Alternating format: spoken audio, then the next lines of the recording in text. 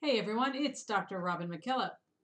I'm going to tell you a story about me. Those of you who already know me know that I get around in a wheelchair. Do I like it? No. I hate it. I don't like not being mobile and I don't like not being in control. I hate it.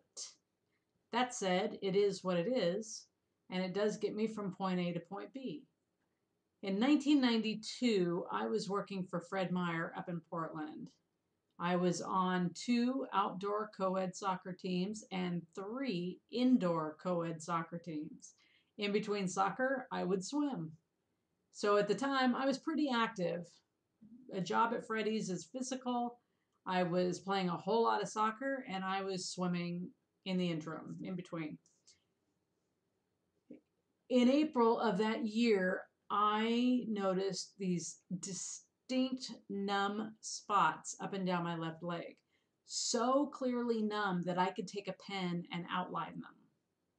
It wasn't just a numb feeling. I actually had numb spots.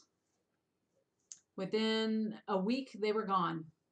So I never worried about it. I just thought, oh, something weird. I'm young. I'm healthy. Then a couple of months later, my left leg stopped working. I mean, stopped working. Just like that. I got up one day. The leg didn't even appear to be attached to my body. I drug it around. It didn't respond to anything that my brain told it to. It just was there and not working. So I did go to the doctor for that one because that was a bit scary and it was really impeding on my job and my soccer. Doctors did a ton of tests. Every test under the sun. Everything was either negative or inconclusive. They were pretty sure I'd had a stroke, but they couldn't find anything to say definitively that I'd had a stroke. They told me to stop heading balls.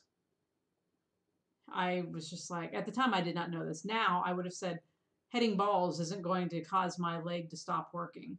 Heading balls will make me stupid. This is your frontal lobe. This is your thinking area, your IQ, your ability to reason and comprehend. Yeah, if heading balls was going to cause me problems, it was going to cause me problems of the cognitive type, not my leg. Nothing happened. Doctors couldn't figure it out. They just said, go home. Hopefully you'll wear it out. And lo and behold, one day I woke up, it was gone. I was back to normal. I could run, jump, walk, climb the stairs in my house. It was as if nothing had ever happened. Everything was good. It was weird. And I was fine for several months. Almost a year, actually. I was fine for almost a year. And then my left arm did the same thing. Stopped working. Couldn't feel anything in my hand. Couldn't use my fingers. Had to learn to type with my right hand only. At this time, at this point in my life, I was working for the state of Oregon, so I was typing quite a bit. Had to do it one-handedly because the left arm, useless.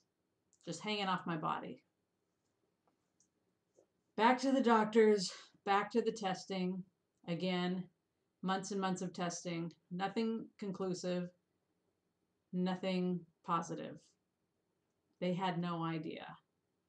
Again, thinking stroke, but there was no sign that I'd had a stroke.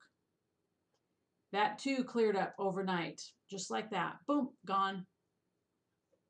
And then in November of 95, the left side of my face did the same thing. Went numb.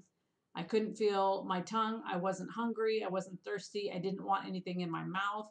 I'm a nail biter. I did not bite my nails. I had to force myself to drink. I lost 10 pounds, which I really didn't need to, but oh my God, if I have to deal with this, it'd be nice if that symptom came back.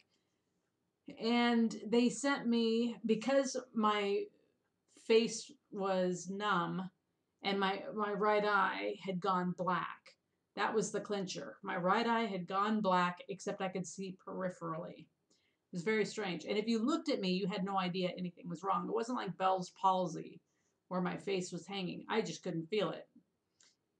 They sent me to a neurological ophthalmologist who took one look inside my eye and said, "Oh, you've got multiple sclerosis."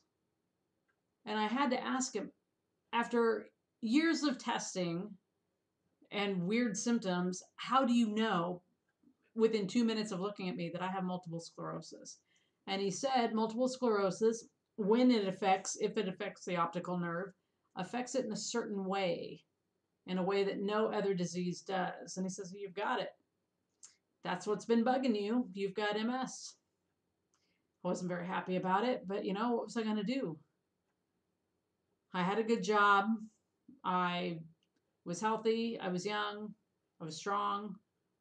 And with that diagnosis, it was almost like my body said, oh, now we know what the problem is. No problem. We're done. Go live your life. I got myself on an MS drug. I've had the same neurologist for 23 years, and everything was great for 17 years. You didn't know I had anything wrong. And then, through a series of weirdness, I got off the MS drugs. That was the biggest mistake of my life.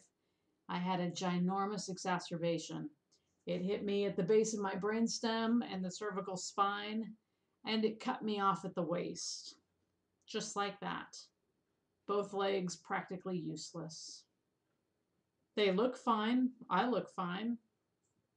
But my legs do not respond to the messages my brain sends to them at all. And so I use a wheelchair. Am I happy about it? Not even close. Talk to y'all later. Bye.